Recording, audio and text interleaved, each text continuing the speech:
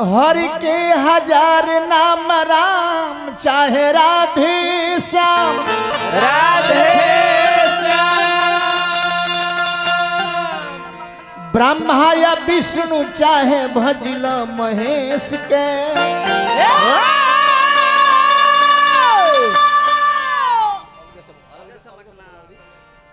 घर में मंगल होई मीठ मीठ फल होई मन से चरण जे गोहरई गणेश के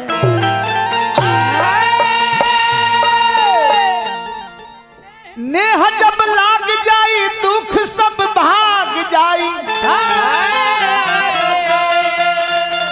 देरी नहीं लागी सब हरि है कलेश के कहत मनोज इतिहास अब गवाह बाटे कहियो तक कृपा हो जाई अवधेश के एगो महात्मा जी जीव रूपी दुल्हन से कहत रहे कि इतना छौकत का बा चाहे उड़बू तू परा आकाशी चिरई रे एक दिन करबू धरतिया के आस चिरई एक दिन करबू धरतिया के आस चिरई एक दिन करबू धरतिया के आस चिरई चाहे उड़बू तू परा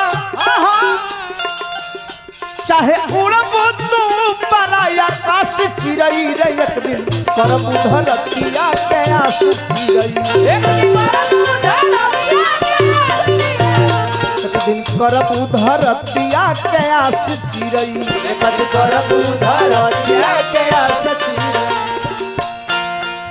देहात में कहल जाला चाहे चिड़िया उड़ी है आकाश फिर करी है धरती के आस सही बात बा दुनिया में लौकता जेतना नजारा दुनिया में लौकता जेतना नजारा नजर के धोखा बात होई ना गुजारा नजर के धोखा बात होई ना गुजारा दुनिया में लौकता जितना नजारा और नजर के धोखा बा होई ना गुजारा ई आँख धोखा देतिया बेटा हमार हो चाहे बाबूजी हमार हो लेकिन हमार हूँ अब मुँह तरह तो हम बचाइए नहीं तो हमार कहाँ से भाई दुनिया में लौकता जेतना नजारा नजर के धोखा बात होई ना गुजारा नजर के धोखा बात होई ना गुजारा एक दिन अचके में लागी एक दिन अचके में लागी पियास चिरई रे एक दिन करबू धरतिया के आस चिरई एक दिन करबू धरतिया के आस चिरई एक दिन करबू धरतिया के आस चिरई एक दिन करबू धरतिया के आस चिरई ऐसे अंतिम मंत्र कहे हालत में कवनो तू भूल मत राम के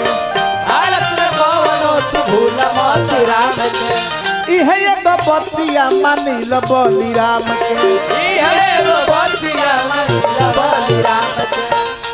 कोनो हालत में दुख होखे चाहे सुख होखे खुशी होखे चाहे गम होखे जाही विधि राखे राम वाही विधि रहिए सीताराम सीताराम सीताराम कहिए हालत में कवनो तू भूल मत राम के